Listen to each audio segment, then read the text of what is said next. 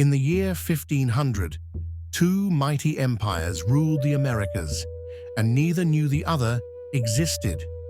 In the Valley of Mexico, the Aztecs built Tenochtitlan, a glittering island city of canals, causeways, and pyramids, home to 200,000 people, rivaling Venice and Constantinople. Far to the south, across the Andes Mountains, the Incas commanded a realm stretching 2,500 miles from Ecuador to Chile, bound together by 25,000 miles of stone roads, and ruled from Cusco, the navel of the world.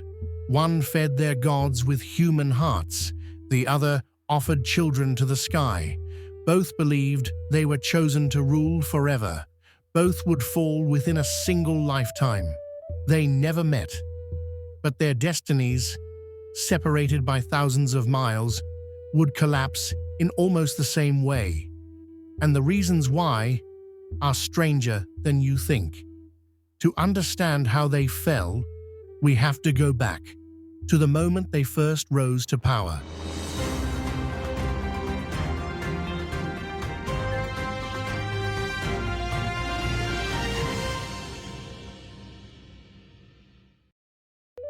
First, the Aztecs.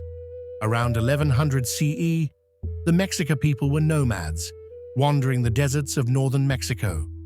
Their god Huitzilopochtli gave them a vision: an eagle, perched on a cactus, devouring a snake. In 1325, they found it and began building Tenochtitlan on the waters of Lake Texcoco. Against all odds, they turned a swampy island into a masterpiece of stone pyramids, raised causeways, and floating gardens called chinampas.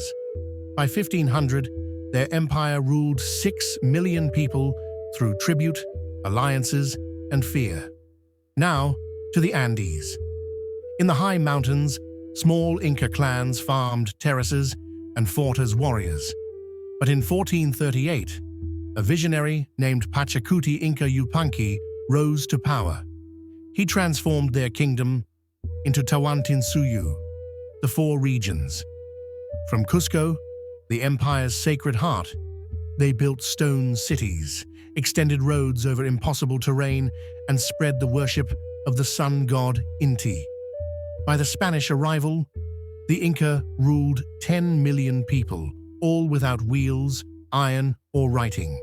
2 empires, both young, both unstoppable. But while they appeared strong, their power came from completely different systems. And one of those systems might surprise you. The Aztecs ruled like warrior kings. The Huitlatawani demanded tribute: gold, cocoa, cotton, and captives. Conquered cities kept their rulers, but only if they paid and sent victims for sacrifice. Markets like Tlatelolco were the heartbeat of the empire. Thousands gathered daily to trade obsidian, jade, feathers, and food. The Inca, by contrast, ran a tightly controlled system. The Sapa Inca, believed to be the son of the sun, owned all land. Every citizen paid tax through labor in the Mita system: farming, construction, military service.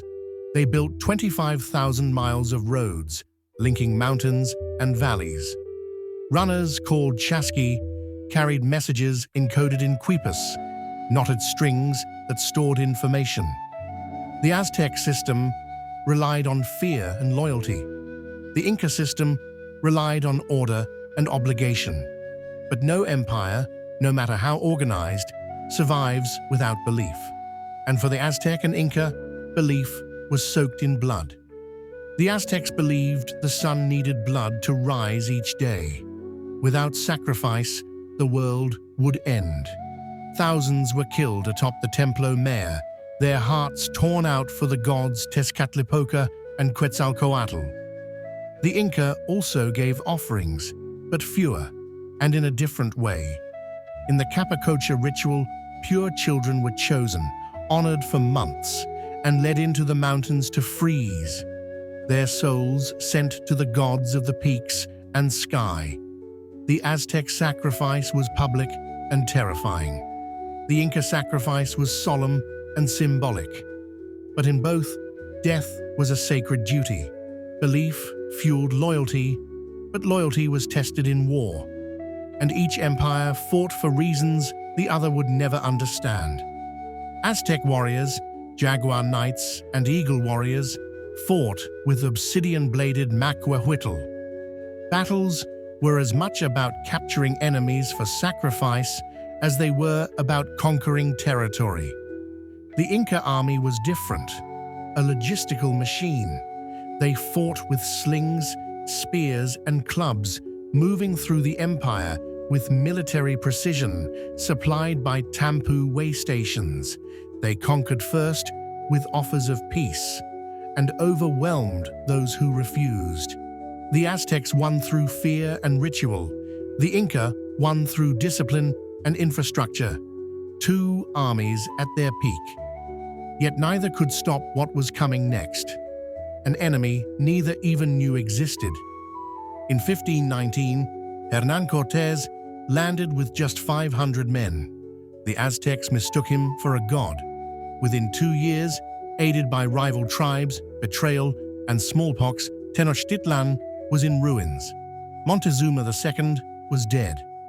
In 1532, Francisco Pizarro arrived in Peru. The Inca were torn apart by civil war between brothers Atahualpa and Huáscar. Pizarro captured Atahualpa, demanded a ransom of gold, and executed him anyway. By 1533, Cusco fell. Neither fell because of European strength alone. They fell because of division, disease, and timing. But their stories didn't end there, because their legacies still shape the Americas today. So, who was greater? The Aztecs, fierce, ritualistic, master builders of floating farms and massive temples. The Inca, disciplined, visionary, architects of the greatest mountain empire in history. Two empires that never met, yet shared the same fate. Their ruins still whisper across the Andes and the Valley of Mexico. Reminders that these were not lost tribes, but civilizations that rivaled the great empires of the world. Don't forget to like, share, and subscribe to Native Historian. And as always, stay curious.